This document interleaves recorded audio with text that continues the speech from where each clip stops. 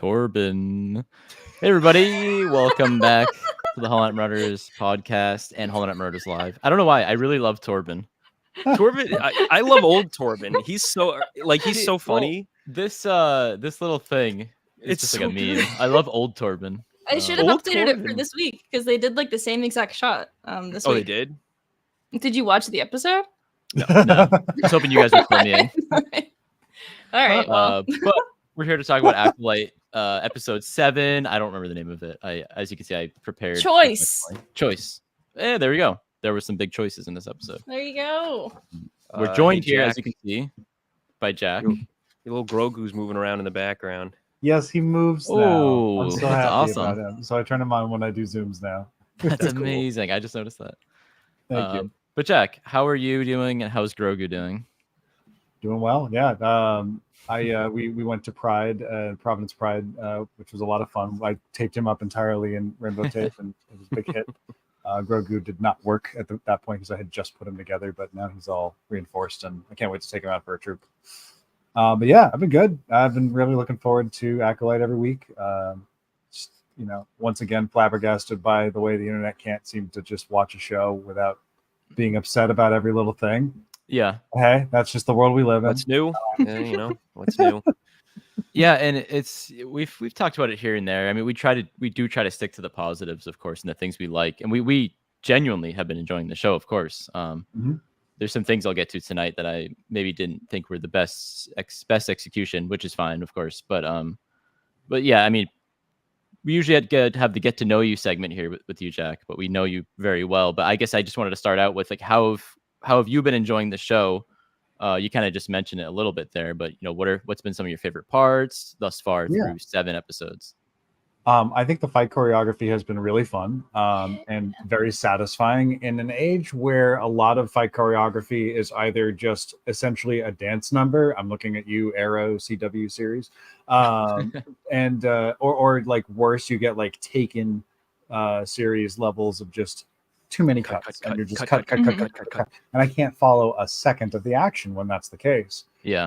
But Acolyte has been really satisfying. All the action has not only been clearly choreographed to a very fine degree, but it also has led to the cinematography has also led into that as well. All the action has been very clearly center frame, and so even when there are a lot of cuts, I'm very easily able to keep track of the focus of the action. I think that a lot of times editing is used to hide what actually happens in a fight.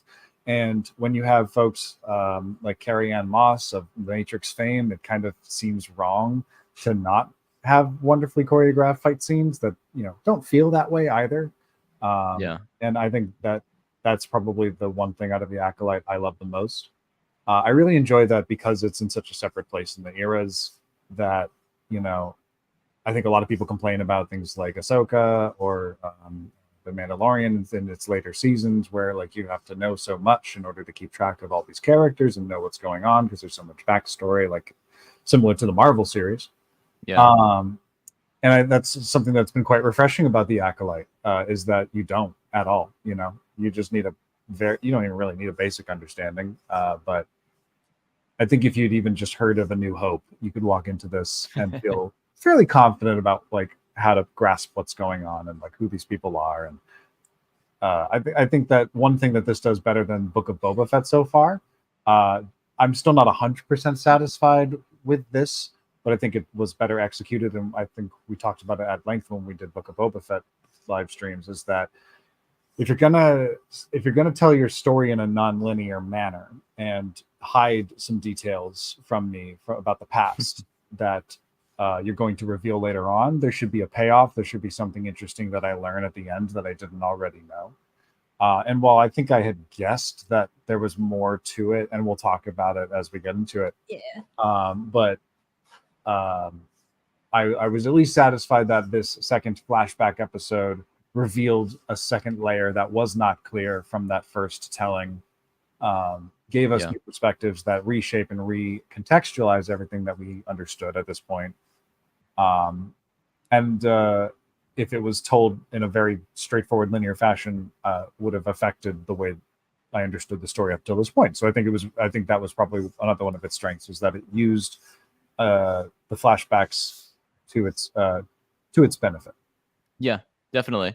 One thing AJ and I literally said rewatching this episode was it was better watching it a second time. Kind of because like you knew how it was going to like actually what was actually going to happen, and like in the initial watch you're expecting a lot, and it's just like oh that's it. And so like rewatching it again, it was like okay, yeah, I know where this is going, and it makes more sense rewatching it. But in that initial watch, it literally left me feeling, oh okay, this makes sense, but huh. Well, usually after every single episode, I will look down at my phone and the first thing I will see was "whoa" or "what'd you think" or something. Well, actually, that's what I send. But usually it's like a "whoa" or "that was cool" or something like that. This week it was "hmm," and then Jamie it was double. It was double. And I sent back like a "hmm." So a lot of I even tweeted like a couple of thinking faces or something. Thinking but, faces, yeah. No, I know it didn't mean we didn't like it, of course. I think it was just maybe some of us were a couple of us maybe were expecting a little more, but Matt and I chatted after the episode for a bit. We'll get into the episode. But well, it's a little tease. Let's get to our question. Surprised in a lot of ways. Let's get to our question of the week before we dive into the episode. And oh, I love this. It's kind of simple, I guess. Yeah. It has to do with the episode, but what you got? If you what non-humanoid species would you least want to lightsaber duel? we see a Wookiee in this, and that's up there. I mean, I wouldn't want to duel a Wookiee. I didn't know where that question was going at first. So I thought it was going to be what non-human species do you want to be? But then it was no. That's where I was thinking. Do you want? Who would you not? That's next week's. Who's the one you would most likely not want to duel? Sorry if I butchered that back. You did, but I think you know not want to duel. I like that. It's a total rearrange. Excluding Wookiee. Look, it's hot. I'm a little tired. It's just trying to keep this in check. Ooh, Dex. So dexterous. Basilisk. Very dexterous. Ponkrell, exactly. R.I.P. Who would I least likely want to deal species-wise? Duel. Sorry. Yeah, you don't want to deal death sticks to Ponkrell either. No, definitely not. Jack, what species would you least want to duel? I'm thinking about it. I feel like Mira Lucan would be like a sleeper hit in terms of like I think I'd be able to get by because I'm not very force sensitive, but they'd still see me and just cut me down so quick. But I kind of want to go hot just because I think that'd just be like, come on, man, I gotta fight. Really? What's he got? I don't know. That's good. Steamroll you. Imagine a Hutt with a saber. I don't remember seeing that. What's his name? Gracchus the Hutt, I think, has a lightsaber briefly in the comics, and then there's a Hutt Jedi in Legends whose name I'm not remembering. Oh my god, bring that back. Ithorian. Hey, Ithorian. They're not very. They would probably cut themselves up wielding that lightsaber. That'd be tough as a hammerhead. Okay, dude. Honestly, Sarlacc pit. Sorry, Jamie. You got Sarlacc pit. You guys are out here. All the tentacles are holding. Make it lightsaber. Wait, you stole a Sarlacc pit? Oh, okay, sorry. Well, I wasn't going to say Sarlacc. Just toss a bunch of sabers in there. The Sarlacc. The Star. Oh my god, we are. Oh, I gotta draw that. That sounds funny. I don't remember the name of the species offhand. Matt, you probably know. But who's this species? That's Oberlin in the High Republic. He's just a pile of goo. Oh crap! I know who you're talking. I obviously know who you're talking about, but I don't remember the species. Pile of goo in a suit. Yeah, there's an alien species that's pretty much just a pile of goo. In phase 1, there's the character Oberlin, and he's in a spacesuit. Yeah, and I don't know. What? Say that again. Ugor. I would least likely want to fight an Ugor because this guy is literally just a pile of goo. I haven't been keeping up with High Republic. Has Geode got a lightsaber at any point? Geode's he's not a Jedi, but that's I mean, a good pick. That doesn't mean he can't get a lightsaber. He could wield one if he wanted to. A Vintian, I think that's what they're called. Yeah. Right? Yes. Geode's a Vintian. They don't have limbs though. How would he use a lightsaber? Ooh, the Bendu. Good one. Listen, I think someone can carve him a little holder. Okay. I think picking animals is cheating. Like a Wampa wouldn't know what the hell to do with a lightsaber. A Sarlacc wouldn't know what to do. The Starlack would eat the saber. Would not do anything else. The Death Starlack. But I'm picking Boar Gullet. I think Boar Gullets. I don't know what they're. Are they called Boar Gullets? We know at least one is called a Borgullet. Well, we know his name, Borgullet, but I don't remember what they're called. They're a Myron. Mind Flayers, Myrons. So that's who I would not want to fight. A dude who could touch any part of my skin and immediately incapacitate me and then cut me up like sushi. Lies, deception. Yep. Did we all choose one? Yeah, you pick Sarlacc Pit unless you wanted to pick something else. No, I'm going with that. Okay. Okay. All right. I don't care what Matt. We got two tentacle guys here. And a pile of goo. And a pile of goo. Pile of goo. And a Mira Lucan. That's a crew right there. There you go. All right. This is a very this is very crude, but I just really needed to see this visual. Oh, there you go. There you go. You just doodle that up right now. Yeah, I had to. I had to get it out of my brain. I'll try and do a better one later. Guys, this is actually the plot of Skeleton Crew. I hate to be the one to spoil that for you, but yeah. well, There's looking a forward to that later it's this actually year. a vault.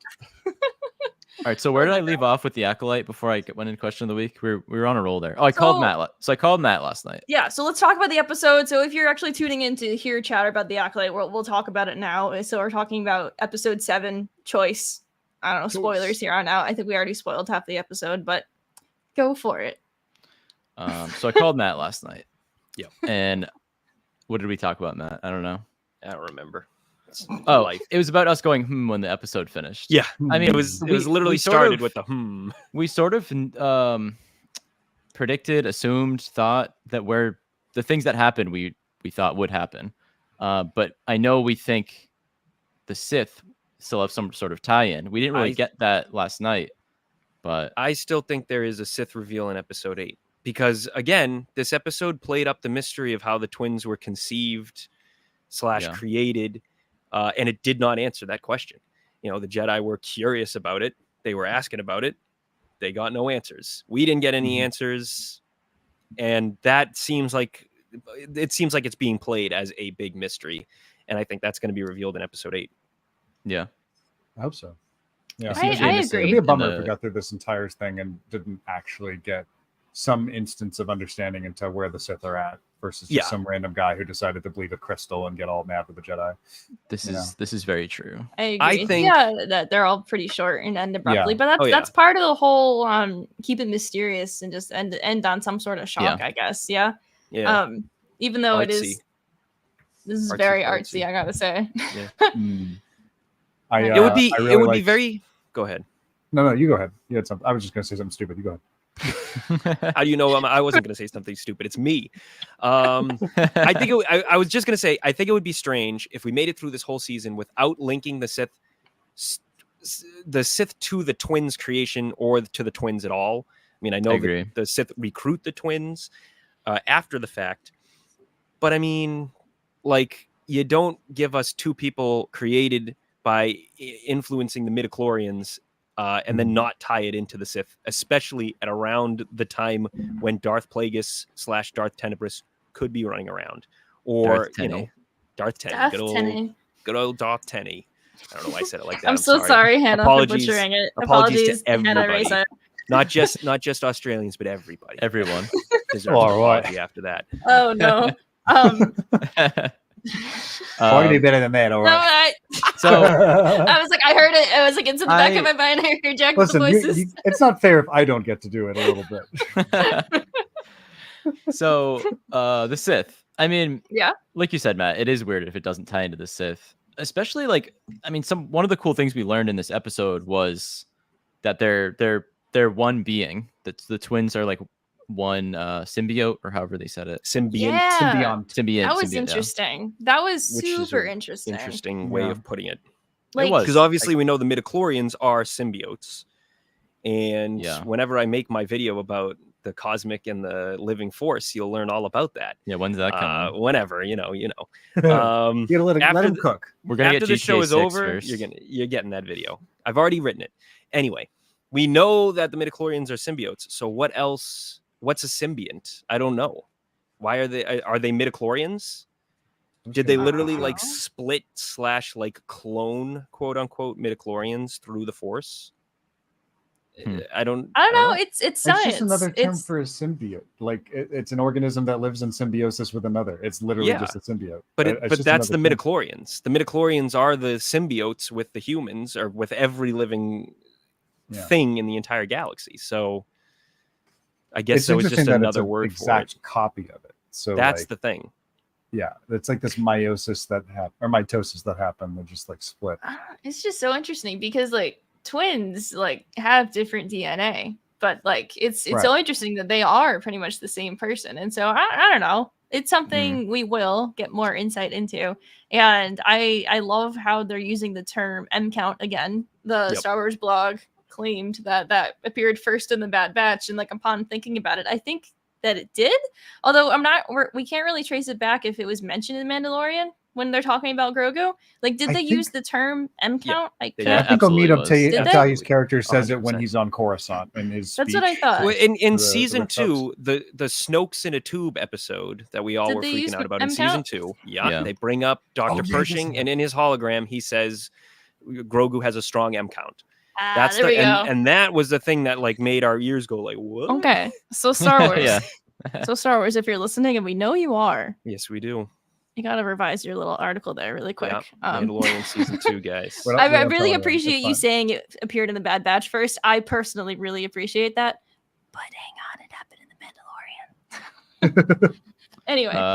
Patrick, my friend Pat asks, are we going to see another flashback? I don't think we are. I mean, we've already had 2 full episodes. Yeah, I don't think so. I think that if we see anything, it'll be like the movie Clue style. It'd be like, oh, but here's also what was happening at the same time. And like if the Sith were there, like watching, it would just be like them being like in like the shadows. Like that's all I can really like foresee happening here. And then here's how this would have happened. And then it shows like Mother Coral as the Sith. And then this is how it could have happened. And then Kymer is there. Because like at this point in time, everyone that we know who was there has been accounted for. Like all the Jedi who were there, they've been accounted for. The twins have, the mothers have been, and all the women have been accounted for. The only like outlier at this point is, was there an extra Sith there? We don't know. And the only other thing is, where did Mother Coral go at the end? I don't know. Yeah, she could be dead. She might not be. She dusted away. But it's weird. So. I feel like the internet has been trying hard to find a way to show how Chimera is connected to all this, and they're like, oh, maybe he was like Soul's like secret like apprentice or like a secret former student peer. Nah. Maybe he was on Brendock, and I'm like, I don't believe any of that. But I do agree that Chimera feels relatively disconnected from the plot right now.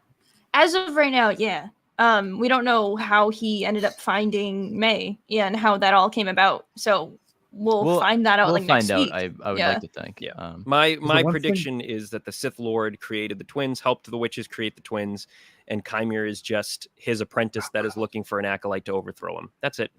If this lends any credence to the stupid Charles Soule panel of Palpatine implying that he helped create Anakin No. No. I don't think that has nothing to do with that. This has Soule's already disowned that, but I'm joking. But I do think that one thing that I think is still very unclear from this: how does one small fire from a lamp create a fire so bad that it blows up the core of this base? Because got that into the has wires, not been accounted for. Got into the panels. It's in the walls. It was in the walls. That's a massive safety complaint, and I want to talk with their OSHA standards. That's not actually the little girl named OSHA. I mean, yeah, I don't know. Especially because they were a mining thing. Like they were. That's one of my biggest questions as well. Because like again, like we for the most part we can trace back how all of the women died in the coven. But at the same time, there's still a few things that are like questionable, like the screaming women. Like how did they die still? Yeah. Like what was that? In the layout of like this one in this episode, they died before all of like that chanting, and so they weren't that group. They were a different group of women. I don't know. There's a lot. I still think that someone else is like afoot in this like covert here. Someone else did all the other explosive stuff because it doesn't make sense. And it's the only thing that I was expecting to get an answer to. I didn't expect to learn how much of an awful person Soule is. That was, I mean, I kind of did, but not that extent. I thought he was going to have a hand in the explosions. Oh my god. Yeah. Not that. Yeah. So there was a lot of weight to this, and definitely I can see why all of the Jedi were just like, we're not going to talk about this ever again, and we're actually all just going to like isolate ourselves. Because man, this was an incident of incidents. This was I was getting heavy Ellen Ripley vibes of like no one listening to the one woman making sense of the situation, trying to follow the protocols, and everyone's like, nah, but we know what's right. And then it all goes to shit. Like, okay, so I loved Endara, and I loved every single thing that she did this episode, honestly. 100%. Yeah, she definitely knows more about like history of like different like Force cults and whatnot than just like what at the surface level here, because like I don't know, like small things like she immediately dismisses that the group is like Night Sisters, and like the moment that like Soul's like, oh, they're going to be doing a ceremony tonight, she immediately like looks at the moons because she's like, ceremony, witches, that's got to be witchcraft with the moon, I gotta look up there. Like she immediately just like knows. But like nice view. It was a very nice view, and it's just super interesting. She definitely like has a lot of wisdom and like knows like a lot more than everyone else, and it's clear why she's like the leader of this mission. And damn those boys, they just didn't want to listen to her. Soul, man, what were you thinking? Why is he so intimidated by the Coven? Like, why does he think they're so bad? They're not really bad. It's fear of the unknown to me. They just see, it is fear of the unknown. He doesn't know what the hell they're capable of, because he just watched a woman turn into smoke and turn a little girl into smoke, and he panicked. Well, later, but earlier on, even like, before, you know, he sees the kids. He sees Mother Coral like you know, chastising the kids. He sees them putting them through the rigorous training of shoving them on the floor.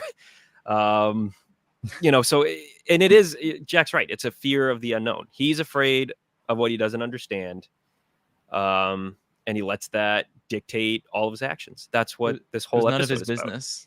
Yeah, well, that's the whole point. That's the point. Yeah. One of the things that he says is who is protecting her, meaning Osha, if not the Jedi? And Indara just kind of like stares at him like, it's not your place to decide who is protecting them. Who's to say that they're not already safe? And so it's kind of the thing, like Indara is like anticipating the best out of the witches. Like they haven't handled, they've isolated themselves and they haven't handled. And Soul is out here expecting the worst, that like they kidnap these children and they don't belong there. So like, and he is running with it. And he's projecting. Like Indara calls him out on 2 occasions. Once with Torben and his needing to go back to Coruscant, and again with Osha and wanting to make her a Padawan. Like, sure, he's technically accurate in that they both do want those things, but he's not actually going out to understand that from them. He's assuming because he wants that from them that they want that too. And like just throwing his own expectations on other people left and right. It really paints him in a completely different light after this episode. Yeah, I mean, this definitely changed my opinion on Soul quite a bit. I mean, I still like him, but he, you know, he's one of those things. It's one of those things where like the heroes make grievous mistakes and you got to deal with that sometimes, you know. This was a particularly bad one. Somewhere between like Luke pulling his saber on Ben and Darth Vader killing billions of people. Yep, somewhere in there. somewhere in between that, I think it was like that a bad. scale of like oopsies. I would say that's up there. That's up there with some of the biggest Star Wars misunderstandings, mistakes. I mean, you guys said you liked it more on the rewatch. I haven't rewatched it, but I have been talking about it all day because I started going on Twitter. Big mistake, but I'm stuck now. So I'm on Twitter now. I'm talking to people about the episode, and there are so many things I've learned.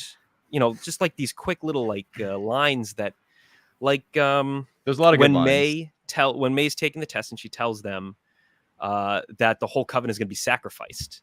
Yeah, everyone must be sacrificed to fulfill their destiny. I was like, that's metaphorical, right? But right? she's actually screwing up a line from episode 3 that the mother said about the coven having to sacrifice a piece of themselves to be courageous. You have to sacrifice a piece of yourself. And she said the coven has to be courageous and sacrifice themselves, which is a very kid thing. So this is really funny. Exactly, this is a super kid thing to do because kids will always take like a fragment of it or just pieces of it, and then they'll regurgitate it to someone else, right? Like I love that. That's exactly what happened. And then the Jedi are just like, oh my god, that's what's happening. Oh my god, and they just believe her. Well, Sol just believes her. He believes everything that these children are telling him. And Dara's just like, we shouldn't. Even they're like, yeah, we probably shouldn't. Though that did kind of tip the scales even for Indara to be like, suicide witch cult. Because like at the same time, it's kind of like if like a child comes up to you in like real life and they're like, hey, this person is like abusing me, you gotta like believe them. It's like that kind of thing. Like they're most likely telling you the truth, and it's like, all right, let me investigate this. And so that's what the Jedi were doing in that situation. And so it's like, guys. Yeah, but it's like little things like that where this entire episode is just misunderstanding after misunderstanding after like accidental escalation after misunderstanding. It's just like it's tiny little things that pile up to create like a mountain-sized pile. It was ridiculous. Minding their business, just scanning for bottle caps in the field. You know? Yeah, no kidding. Picking up grass. I was just gonna say, so let's go back to the beginning. So the Jedi are just out here exploring, searching for whatever this divergence in the Force is, and they have no idea what divergence is, to the point where they're literally just digging up rocks and things that might be alive under the surface. And I think it's so interesting that the witch's hideout there is pretty much like fully cloaked. It must be, because like the Jedi are totally blind to it until the girls are outside the walls. Yeah. And so I think that is like super interesting, and another element of like whatever their power is of just they are able to hide so effortlessly, but not quite so effortlessly, because apparently I think it was more the along way the he's lines like able of to cloud the Force. They just landed on the opposite side of the planet or something, Yeah. you know, and they just kind of stumbled upon True, coven but of like witches. it took them a while. It took them like over a week. Scan and find any. It took them 6 weeks, 7 weeks. It took them a while. Weeks? Like was it that long? Wow. The reason they 7 landed on weeks, the planet was because they did some sort of planetary scan that said there was life on the planet, and they were like, "Cool, let's find it." Yeah. So then they went, and then they okay. I'm sorry, I'm poking holes. I'm shaking my head because I'm like, if they knew that there was life, and they're like, let's not scan for any power sources or any signs of civilization. Let's just land and just start doing little moss. I little think metal detectors. We'll go ahead. Anyway. Oh, you're skipping over a pretty big little Easter egg of why there's a divergence, or why they think there's a divergence here, on the planet, which is the Great Hyperspace Disaster. The Great Hyperspace Disaster. Which for non-High Republic readers, explain exactly what that is. Me? Honestly, I think Matt. If you have even dipped a toe into the High Republic, it is like the first like chapter of the Light of the Jedi. If you watch my High Republic recap, you would have learned all about it. Right at the very beginning of Light of the Jedi, so the first High Republic book from Charles Soule, right? Yep. I had to look. It was either him or Kevin. So in the very first book, there is a hyperspace disaster in which a Nihil ship, they don't know at the time, collides with a massive freighter in hyperspace, and it rips the entire thing out. It rips the entire thing out of hyperspace, and then all of these pieces of this giant cargo ship are hurtling through space, hyperspace speed, but like not in hyperspace lanes anymore. And they start colliding with planets, ships. A lot of people die. A lot of people are saved, but a lot of people die. So Brendok was one of those planets where debris must have landed and pretty much decimated everyone.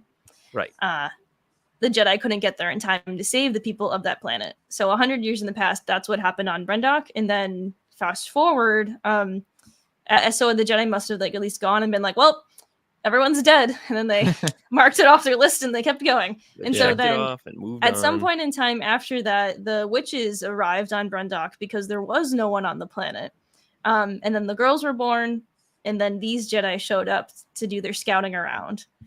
And that's where we are. That's where we are. That's where we are. in Jedi Survivor, you know, the shattered moon over Kobo, that was destroyed in the Great Hyperspace Disaster as well. Yeah. So that's why very it's cool. that's why it's shattered and everything. So yeah, exactly. So the Jedi are picking really up grass. They've gotten a lot of mileage out of that. It's interesting too, because I mean, like, there's only so much they could do to talk about the hyperspace disaster, because it was at this point in the timeline something that happened 100 years prior, and like Indara just casually mentions it. There was a hyperspace disaster 100 years ago, which turned into like an all-out war of the galaxy. By the way, that was a huge deal. It's called a great hyperspace disaster. That would be like if I turned to somebody who was like, Pearl Harbor years happened ago. a while ago. Yeah, exactly. Oh, a couple of ships got attacked once. No, dude. And then it launched into an all-out war. Like, it's just like, like, ask Vernestra. She lived it. Like, it was a skirmish. It was a skirmish. Yeah. It was a more big than old a skirmish. misunderstanding. It's a skirmish. It has. Wasn't a big war. It's not a war. It's not a war. Yeah. Anyway, so there's this vergence, which they bring up a couple of times, obviously, and then they get to it later with the birth of the twins. Like, I'm still kind of confused on the whole thing. I think we're supposed to be, but yeah, I mean, we're still supposed to be confused, because at this point, the Jedi are looking for this vergence on Brendok. They don't know what it's exactly going to be. They just know that something is there. And I don't know. It kind of all goes back to the fact that Sol is out here wanting to see something so badly to find whatever it is. And so the moment he like witnesses seeing the twins, he's like, that's it. That is the thing. And he is sold outright. Sol is sold. He is like immediately like ready. And he just like knows that that's what they were meant to like find there. And like, maybe it wasn't. But like, they're never going to know, because he just latched onto the twins immediately, Osha specifically. And it's exactly as May said in the last episode. Sometimes you see the things that you want to see, not the things that you're actually seeing. Yeah. And guess what? That's Sol. Yeah, absolutely. Textbook Sol. Like, vergences in the Force. The Dagobah cave is a vergence in the Force, and that kind of sprung a lot of life out of that. But Anakin himself is a vergence in the Force, which is like a humongous deal. Yeah. I don't know if the twins are a vergence in the Force or if it was on the planet. I don't know if they're going to reveal that or not. Probably not. They'll keep probably it ambiguous. Yeah. I don't know. I still have to read. There's an article that came out today. Another article. There are two articles that came out today. And Leslie Headland says something about the twins not being as powerful as Anakin. So I'm wondering if she addresses that in the article, but I have to read that. There's so many articles daily, like supplementing to the show. These articles coming out of nowhere. Like, there's just so much to keep up with. I have to do so much homework to keep up with this show. It's something. Really is. It is a lot. It is. It's funny because you have a question and that Leslie Headland's just going to answer it tomorrow, so you're like, okay, whatever. It's interesting because Qui-Gon literally does say, like, I've discovered a vergence in the Force centered around. Around this, and you believe it's this boy. So I think so that's like a huge deal, right? Like that sort of tips them off. It feels like the Jedi think this is a vergence that created the twins and all the stuff on the planet, and then the Jedi go and Sol asks Anisea, how'd you create the children, or however he says it, and then she just responds with a morbid, "Oh, you're all gonna be dead one day." I love that. I love that because she so easily could have said, "Yeah, this is how we did it," but she's literally just like, "No, someday your noble deeds are gonna get you all dead." What? Yeah. What does she know? Great line. Like, I mean, that could just be a prophecy, or it just could be her seeing the Jedi as a flawed institution that means well and makes mistakes, and one day those mistakes are just going to bite you in the ass. Yeah. Because I mean that is the classic George Lucas framing of the Jedi in the prequels, was that they were just cornered. They were put into the situation by Palpatine, and it was kind of an unwinnable situation. They couldn't not join the war to fight the Sith, because then they'd look bad. But as soon as they did, it was their undoing. They're Jedi. They can't fight wars. The war and the Jedi don't mix. So either way, their good intentions screwed them over. And Palpatine knew how to take advantage of that full force. I think that one thing that's important that we haven't seen, but is definitely background, is the witches are not from Brendok. They were cast out of somewhere previously. And I think it's pretty clear that they had encounters with the Jedi in the past. in order, or at least like Anastasia did, because like they know about the Jedi, and obviously they know about their ways and why it's Especially not Osha. the way that they want to like practice the Force.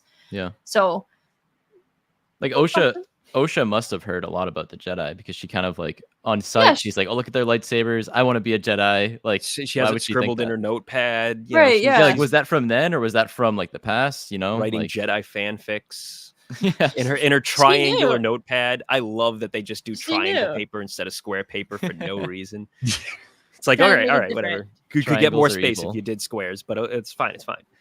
Yeah. Let's talk about Torben. Hey, he just wanted to go home. Let me just change the subject completely. Let's talk about Torben. I want to go home. So I loved him. He was a great little Padawan. STEM student Torben. Little Padawan. I don't think I would describe him as got manipulated. Let me explain. He was Anna saying all the right things. He's okay, a baby. I say he's a great little Padawan because he's just a kid on one of his first missions, and he just wants to like go back. He doesn't want to do field work anymore. Very Reese Silas, I gotta say. My Republic fans. It's just so funny. Wants to go home to his books, probably. He just wants to go home. He doesn't want to be in the field anymore. He's tired of it. And he's just also jumping at any opportunity to go home, and we'll take a little shortcut in order to get there as well. And unfortunately, he gets a little corrupted, but then he's like, "Oh no, I'm strong and I can deal with it." But then he does everything right, and he still gets hurt. The poor kid. So I know. Yeah. Well, you know. Well, I don't know if rushing off to go steal I don't think that was right. Couple small children was doing everything right. That's just me. It wasn't. He was persuaded. He was persuaded by Soul, because Soul was blinded by his desire, pretty much, in order to save Osha. And he's bad Padawan. Well, he did, because Indara was like, follow after him, so that way, like, you guys are together, and then we'll catch up. And then immediately, once his masters are around, he's like, all right, you want to kidnap some kids? And Torben's like, hell yeah. We're Jedi. We kidnap the kids. I love them just climbing the big wall. Like, we're Jedi. All right, here we go. Kidnap kids. Yeah, they keep doing it. 5 minutes later, we're gonna kidnap some kids. Yep. But yeah, the scene, at least the first scene with Anastasia is very cool, very interesting. Anastasia definitely like peeked into each of their minds and was trying to figure out like who would be like the weakest link, and she zeroes it on Torben outright. I mean, it was very Galadriel, you know, whole Lord of the Rings business. Good point. Except much more sinister. I mean, she does. Galadriel does have that moment. I mean, that moment was way scarier than anything Anastasia did. Anastasia was just messing with him. She was actually pretty nice compared to Coral. Yeah, well, as it turns out, you know, because when I was watching the scene where Anastasia kind of gets into Torben's mind, I was like, this lady's like bad news. Like, this is bad. But like not even close to her partner. No way. No. Yeah. Mother Anastasia seems like super tame and sweet and nice compared to Coral. Coral makes Eridonian nice Zabrax balance. look as bad as Dathomiri Zabrax as far as like getting angry and pissed off all the time. That's what it is. I don't know. Yeah, man. once Coral decides to turn it on in the dark side direction, there she's a little terrifying. Just a little bit. And that's kind of the irony of the episode, is that each side is controlled by fear. They both let their fear dictate their actions. You know, Soul thinks that the Coven is evil, and the Coven doesn't want to let Osha go, even though Osha wants to go and Mother Anastasia wants to let her go. Coral goes behind Mother Anastasia's back. She manipulates her other daughter with violence and causes her daughter to lash out, burn the whole friggin' castle down. Like, yeah, it's Coral's plan just amounts to telling May, "Hey, just go fuck around." Yeah, hey, literally, go do some crimes. Some Jedi. Let's go kill some Jedi. Like here's your free crimes badge. Yeah. Literally, it's just so frustrating because honestly, she makes like the right choice in deciding to let Osha go on behalf of everyone else, because the way that she sees it is the Jedi aren't coming to attack them, because she doesn't know that yet. The Jedi aren't coming. She's still going to have May, and things will be fine, and things would have worked out if her partner like listened to her and like respected her decision, and Mother Coral just did not. So like half of the downfall of this little coven is not just the Jedi, but it's also Mother Coral, because she decided to return with violence. And it's just not the way. Like, oh god, it's just, why did she do this? For real. Just why did she do it? Maybe it's because of her fear of the unknown. I mean, it's been suggested that they've run into the Jedi before, but maybe it's just like the fear of power over, like she just hates the idea of anyone having their thumb on her. I don't even think it was the fear of the unknown for her. It was a fear of the fact that they were the Jedi. She was convinced the Jedi were going to take both of the girls, period. And she didn't want to lose them.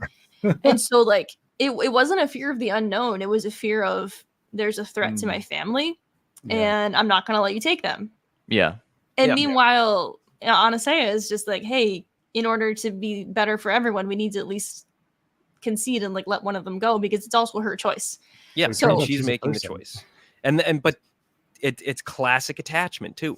Both sides are dictated by fear. Both sides are dictated by attachment.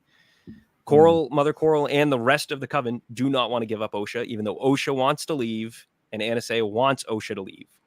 And Soul wants to take Osha and he is attached to Osha, even though he can't even tell the two apart when it matters. Oh my god. That was so odd to me. Pissed me off so much. Well, it tells you exactly what you need to know about this, I don't want to say infatuation, but this attachment to Osha.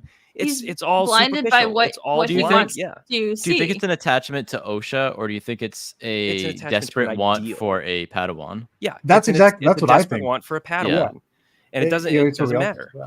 So he latched onto the first thing that he had an inkling. He found a stray cat outside his apartment, and he's like, "Oh, but like, listen, she loves me, okay, and she's gonna be my best friend. Just let me get some cat food, and we're gonna get this figured out." No, and then 2 seconds later, he's holding 2 cats over the balcony and dropping one, getting scratched up or bitten by the one that he thought was gonna be. This analogy's running away from me. How did he know which one was Osha in that moment? I think he had seen the light at that point. So like they also called to each other. Yeah. One said like, "Osha, those damn braids, they just get in the way at the worst time." He must have known the entire way back on. Never mind. Although maybe he didn't, because he didn't even notice then. So I mean, like that is absolutely heart wrenching that he is the one that saved Osha, but in turn he has dealt with this for the past 16 years. Thought that he killed May. Think about that. He's been living his life, telling his Padawan that her sister died, but not telling her that he was the one to kill her, even though she didn't die. But he's been like dealing with that for the last 16 years, and he also killed their mother, by the way. The choosing, by the way, the letting a child die from his point of view was the biggest shock to me in the episode. Like, we assumed he probably killed one of the witches, or maybe Anasea, which he did. But to choose, because we had seen that scene play out last time, but from their point of view, and we didn't know that like Soul was holding up the thing and that he chose her. That was a wild revelation to me. Sophie's choice, right? The classic 2 kids dangling off a cliff. How do we keep getting into these situations? And you got to drop one of them. I don't know, guys. Worst trolley problem. The frustrating part is like Soul's reasoning for it is he just says he wanted them to be safe and he had to make a choice. And it's like, before he even intervened, the kids were safe in the first place. And it goes back to kind of like this theme with the Jedi in this show so far, is that the Jedi individually are good. But, sometimes they just like kind of like kick the door down and they're like, hey, stop that. We're the ones that actually know what we're doing about the Force. And it's like, you gotta leave some room. Very, very America coded sometimes. Yeah. And that seemed like he's holding them both. He couldn't have just gone, "Hey May, hey Osha, can you guys just back up a bit? Because I can only hold this for like another 5 seconds." Honestly, that's all I got. Like a little communication would go a long way. So and make a choice. May saw him kill Anasea, so he knew he couldn't have allowed both to live, because then neither would have gone with him. So he made a calculated in the moment choice to drop May because he knew Osha was the only one he could keep. That's an interesting theory. I feel like if he did save both of them somehow, May would have been like, "Hey, thanks. I still kind of hate you, but thanks." You killed my mom, and then Osha should be like, "He killed what now?" I mean, Yeah, but honestly, it would have been a different situation. at the end of the entire ordeal, he's ready to turn himself in, and he's ready not to train Osha. Yeah. So I don't think he dropped May because he didn't think May would come with him. I think they understood that they were going to take both of those children anyway to the Jedi, and then be like, "Here's some kids. I screwed up. Fire me or whatever. Send me to sanitation duty." You know, and then of course, Indara just convinces him to cover the whole thing up with her. Yeah, which is why that was the best call she can. It's a good call, but it's her one like flaw of the episode, I guess, right? But I mean, yeah, it is a flaw. It's the best call she could. I don't think it's a good call, but it was the best call I thought she could make to protect Osha from the trauma she's already Exactly. Yeah. Because guess what? Soul ruined her life, and if he decided not to train her, he would have ruined her life further. Because what are they gonna do with her? Where would she go? She's just a young girl. What are they going to do with her? Just like turn her out on the street? Like the Jedi can't take care of her if she's not going to be trained as a Jedi.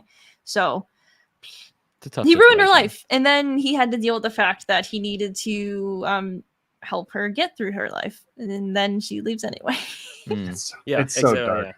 And like I said, this is what makes it so satisfying compared to Book of Boba Fett, where it's like, I learned nothing in these flashback scenes.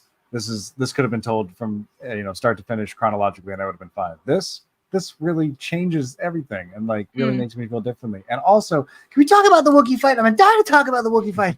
Let's talk about it. So that's actually the next bit. Let's talk about it. So, man, that was really good.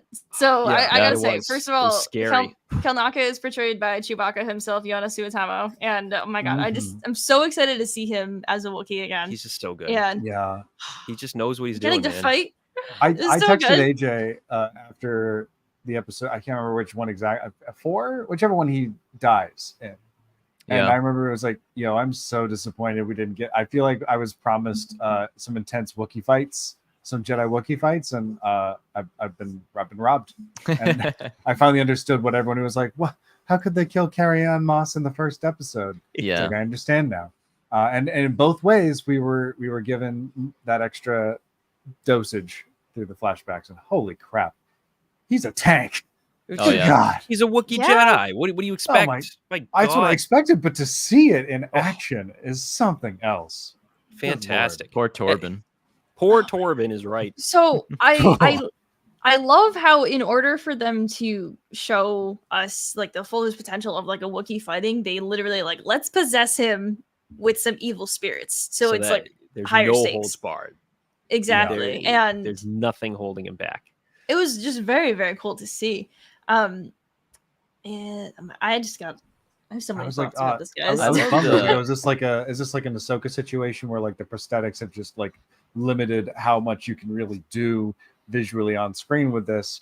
No, that was great. He was tossing people around. That part where he just like force pushed them both. Dude, like I've never seen the push have so much power behind it. I was gonna say that caught me so off guard. Yeah, it was wild stuff. I mean, I think that Joel coming in was super cool, disarming him and everything, doing that swoop jump thing, and this fight, there was a really effective use of the slow motion and whatnot, and it was just it was incredible to see, honestly, and an effective use of turning the lightsabers off when they could, and like the whole disarming. But there is so many just like really good like individual shots in this sequence alone. But yeah, I would definitely attribute all of Kelnaka's power as like a Wookiee Jedi to the fact that it's Jonas, and he is super comfortable literally being a Wookiee. He's done it now for like the past like 10 years, and so like getting to see like pretty much they were like probably do what's the most you can do, and he's like, oh, I've been dying to do this, and he's like, they're like do it, and so that was just so cool to see like actually to the fullest potential, because like it always is a little bit limited with prosthetics because people aren't used to them. But in this case, we have a guy who's been doing it for like 10 plus years now. So he's going to know it inside and out. How do you, Jordan brings up the Kelnaka getting sliced in the stomach, obviously back in the current day story. Do you think they like dueled it with that, or do you think he just snuck up on him? And I don't know how you sneak up on someone, slash him across the chest, but I think he snuck up on him. He snuck up on everybody. And we know Kymer is very talented with the saber. So yeah, he's very sneaky. I feel like he could have snuck up on him. Or even if he didn't, I feel like he could have snuck up on him, appeared. Kelnaka realized who it was, realized he was in danger, but couldn't do anything. And Kelnaka had left taught him the how order, to bob and weave, right? Yeah. Yeah. Yeah, well, but he still had Kelnaka his didn't lightsaber. leave the order. He stationed himself on an outpost and then turned his radio off. So technically, he was still part of off the the order. grid. But now we know really why he was drawing that symbol over and over again. Why he was so obsessed with that. It was in his head. They were in his head. Yeah, and that's freaky, right? Man. Right. So I mean, a piece of it could also be that he was not like lingering possessed, because that's not really possible. But he would still carry like that trauma. So like it's possible his senses could have been like a little bit more dulled if and when Khmer did like sneak up on him to kill him. I wonder if there was some effect of the witches dying. It seemed like they died while controlling him. If that like left him more haunted by it or something. Yeah. So imagine that for a second. They're stuck in his head. We have this we have like, I don't know, 20 or so witches just like chanting, possessing someone, and then someone on Indara runs up and forcibly pushes the witches out, and they probably all like died in that moment. So what on earth did she do to push out 20 like force users out of someone else's head and not kill that person in front of them first? I mean, I think that it's the gotta ritual have some sort of lingering effect. I think the ritual was something that they did knowing that they were going to die. Like, I think it was just like such a powerful move that they were just like, this is it. You know, we're going to band together and we're just going to take these Jedi down because they've destroyed everything. So save the kids. In a way, you know, what May said about sacrificing themselves ended up being true. They did. Not the way that they thought it was going to happen. Not the way they thought, but they ascended in a sense.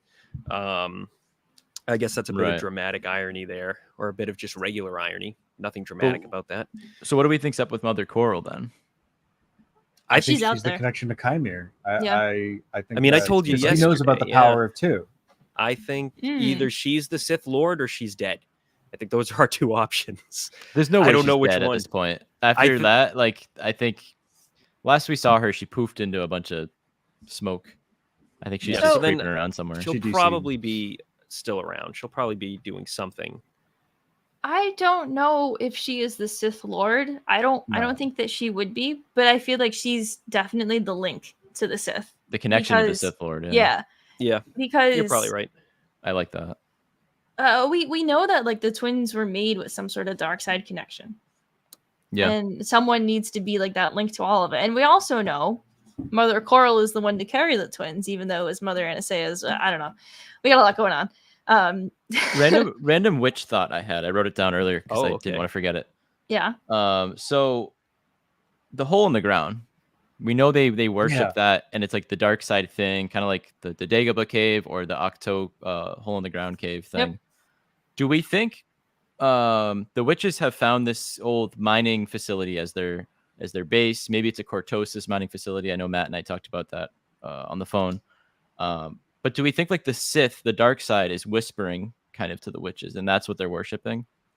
And maybe you guys have already thought about this, but I think that's possible. And that's a oh, go ahead. No, I'm gonna get off track, so continue. I was just saying that's one of those things that we probably won't like find out about, but it's kind of just a cool thing to speculate about. I think it was mentioned. I think in an interview with Leslie Headland last week that the island, or no, I don't think it was her, but it was someone on the production team in trying to rule out that it wasn't Octo that Khmer and Osha were on. That the reason Khmer set that up as his home base was because that was where there was a high concentration of Cortosis. Yeah. So I'm not sure. I mean, they could obviously be present here too.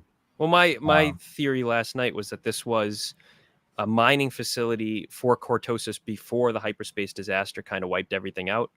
And then the Sith really couldn't go back and get more. So they just abandoned the planet, looked for somewhere else, found Balls, Demnik, and, continued their Cortosis operations there. And then, of course, with the presence of, the Force on the planet, everything kind of grew back.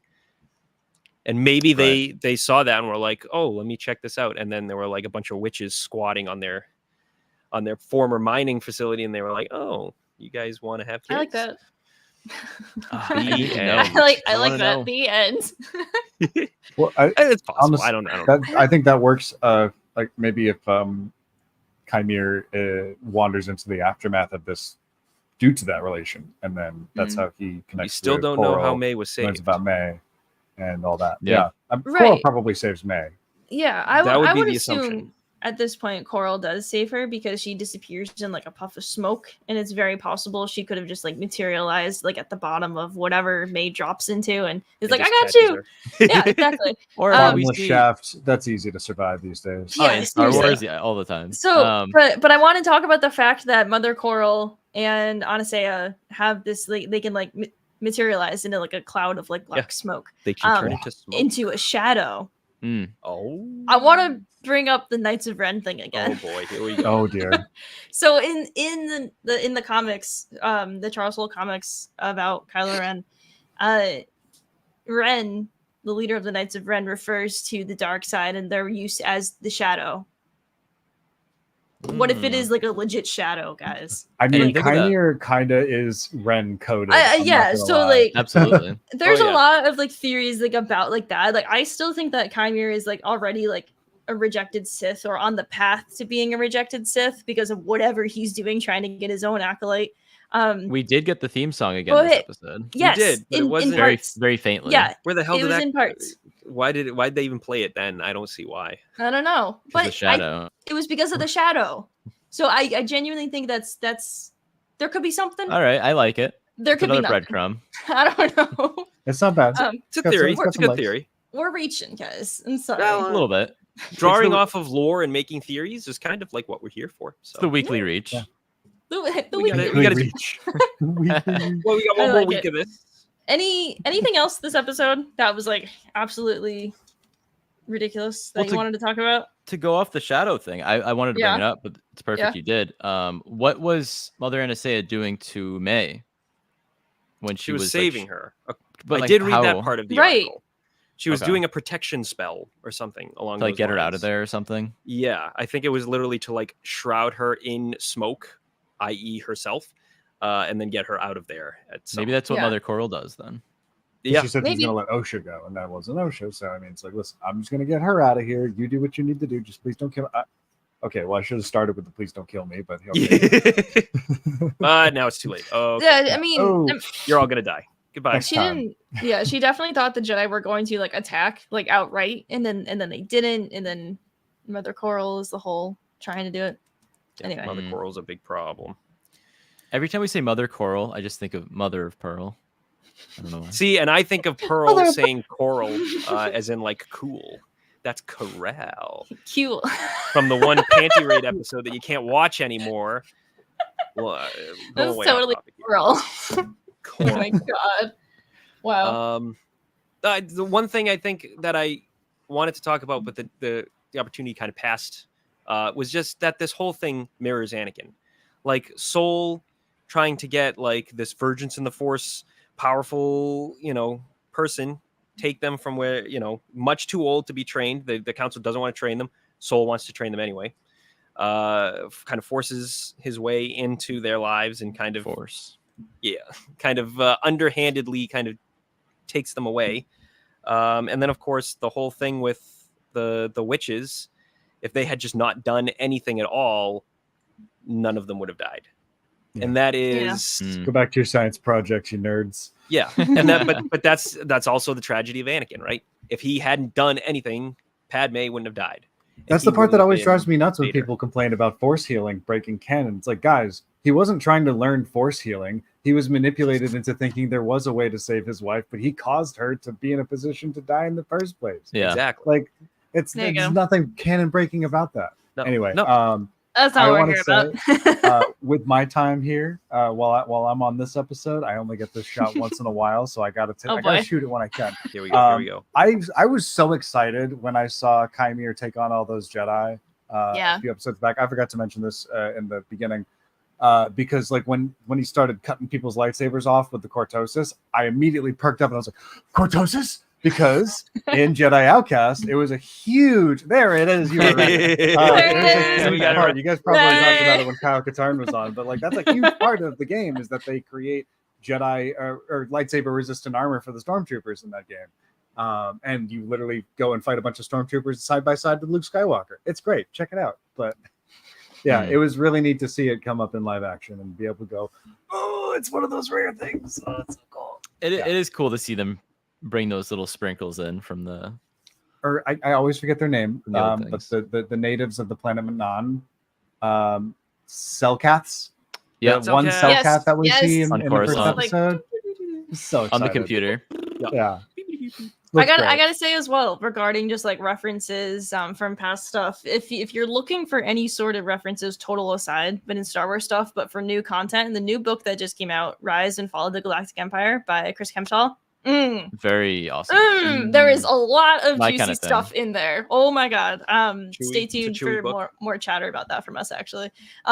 Very excited to dive into that further, but I gotta say, definitely recommend if you love digging into like all the little details and about the Empire from start to finish, like from the Clone Wars, before the Clone Wars, the full Empire into the First Order and the end of it. It's great. It's great. Oh, yeah. It's just cool to have like a really in galaxy history book to read like that. I really it's like so that. fascinating. I really enjoy that. Is it written like the way the World of Ice and Fire is, where it's like by someone in the universe? Yep. Beaumont Kin. So it's written by Beaumont Kin a few months after the rise of Skywalker. Yeah, so it's pretty much like reading a history textbook, but a good one, start to finish. Like if I had to explain it, like it's like reading a really good history. As close textbook. to a Star Wars maester. Yeah, exactly. Yeah, basically. Oh yeah, it's cool. Okay, all right, I'm definitely checking that out.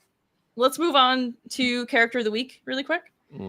So, Jack, we changed it up this season. We're gonna do character of the week picks and also Glup Shido of the week. So we'll do that second round around. So try to pick one from this episode of who would be your character of the week. Damn it, so I can't pick Basil. Okay. Sorry. It's fine. We can come back to you if you're not sure yet. It's a limited pool. Give him one for Basil, and then he can get another one for this. Okay, we'll do it's Jack. We'll give him a special. Well, not Soul. I'm gonna say Indara. Okay. Good one. Just trying her best the whole goddamn episode. I know. My Glup Shido is whoever's the witch cackling in the background. She cackled? I didn't hear a cackle. She didn't cackle. I'm cheating a little bit, but like I still can't get over that one witch during the Power of Many ceremony. Just like, can you chill? Yeah. We're doing a thing here. There's a few. She's a witch. She has to. That's like their whole MO. Okay, get a broom and some jackets. I have to cackle when there's a full moon, or I'm not a witch. Yes.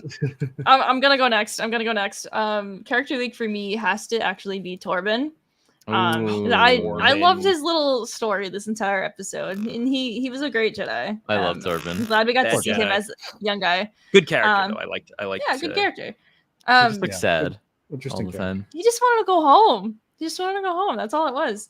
I want to wake up in Coruscant. So as much as I love Torben, he is kind of a bad Jedi. He's an awful Jedi. He's a big whiny old baby. And then go home. You know what happens after this mission? He had such a bad time. He just decides, I don't want to talk to anyone anymore, and he just takes the Barash vow. Like that. I don't want to exist. He had such a bad time. Never again. Right, hold up. While Never we're on that, again. Do you think it was made sense why he felt that way later on? Now knowing what happened, do you think like he should have felt like that?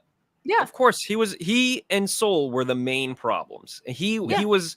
Soul is definitely the number one problem, but Torben is like a hot second, like right on Soul's tail in terms of like, I want to go home. I can steal these twigs so we could go home. I'm so tired of being in the forest. I don't want to go camping anymore. He gets tempted and corrupted. He almost gets killed by like another Jedi who like he has like a near-death experience. True. And like the Wookiee thing would have done it for me. Well, the scar on his face is kind of symbolic of that. This kid is literally scarred for life at that point in time. So he's like, I'm done. I am done. Barash vow. If a Wookiee beat me up that hard, I'd be traumatized too. I'd also be done. Yep. Also, Jordan, I've seen you mention the skills there a few times, so we will acknowledge that. Yeah, Corbin's skills were on point there. I loved the blocking. Of the blaster bolts. Those were fantastic. He did some good spinnies. Some good yellow lightsaber action from Torben. Yes. So you know what? Yeah. His rating goes way up for me now. I forgot that he had a yellow lightsaber. Has every yellow lightsaber person in the show died so far? Yes. Yeah. More Jedi have died than survived so far. That's true. And literally every single one but Soul currently. So and Osha. Osha, yeah. Anyway, my Glup Shido, it's a tie of Torben's new scar and the roasted Nuna on the pit when they're having dinner. I had the roasted Nuna, yeah. A Wookiee finally gets to eat his little roasted meat by the fire without feeling any guilt. Very good. Love that. You get a little redemption for Wookiee. There you go. AJ, character of the week? Indara. All right. I had Torben on my list, but Indara was genuinely the best character this week. Mother Anastasia once again was also pretty awesome, both in a spooky way and in an endearing way and like a chill way. But Indara. Do I have to choose Glup Shido too? Yeah, Glup Shido. There weren't many like good like big old bug guys or anything in the background this week. Unfortunately not. Not that you saw. Can I just go with the Bunta tree? I don't know. Sure. Like, if you want. The Bunta tree is pretty cool. Last time we'll probably see that. Maybe not. We know it's poisonous. There is one scene. Okay, you know what? I'll talk about it later. I'll talk about it after I went. Glup Shido. Character of the week, Glup Shido. Okay, character of the week is Kelnaka because he ain't do nothing wrong. My boy did 0 things wrong. He did not screw up. He didn't want to be a part of this, but he was forced into it. Now he's like stuck. So Kelnaka, my guy, you didn't make a single mistake. You didn't mess up. You're the best. I got done so dirty. For Glup Shido of the week, it's the speeders. The speeder effect. Oh my god, the dump truck on those speeders. We're allowed to criticize from time to time. Thank you for calling this out, Matt.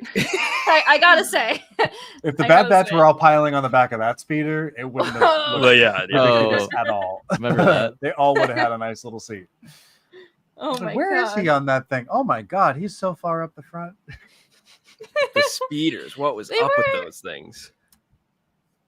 Everything. Listen, apparently. Old technology was older. It's like a 70s style speeder, okay? Like earlier. That was like a Model T out there, honestly. It was come on. Yeah, that's 50s English kitchen speeder. Yep, no, that's don't right. bring that back 50s English kitchen.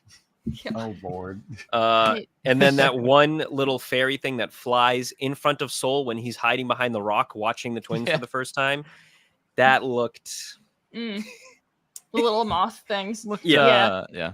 Oh yeah, and when the speeder stopped, it just kind of went like there was no inertia to it. It was just Don't get me started on the speeder effects in this episode. It's like my first After Effects animation. Like, oh, you just go from here and then you put the point. You drag your mouse over and then you. Can I also get one more honorable mention out there for Soul and Torben walking up to Anastasia and Coral with their like wooden plank legs. They're walking so far.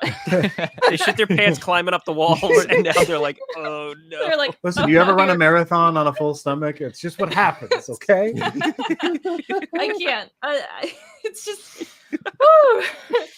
That's it. That's it, guys. It was borderline the Monty Python walk. Like real Glup, just that walk. Well, this has been episode 7 choice for the Acolyte. Thank you for coming back and joining us this week, Jack. It's always fun getting the band back together. Oh yeah, we'd love to have you on. I'm so happy. Thank you to everyone who's joined us tonight in the chat and hanging out with us, talking about the Acolyte. If you've been watching this on the video on demand, thank you guys for sticking around this long. Matt, is that the Krull t-shirt? My Krull t-shirt. Oh my god! I totally forgot I was wearing it. There it is. There it is. I think I can see the stain. Last week. Well, you can see the stain. Okay, you guys don't need to hear that story. So if you've been listening to the audio version, you can check us out on YouTube as well. If you've been watching on YouTube, you can take us in the audio version as well on any major audio podcast platform out there. We'll be back next week for the season finale of the Acolyte. Episode 8. We'll be back next week. Very special guest next week. We're super excited to chat with them. It's guys you've seen before. You'll be excited to see them too. But anyway, this has been the Holland Marauders podcast, and we'll see you guys next time.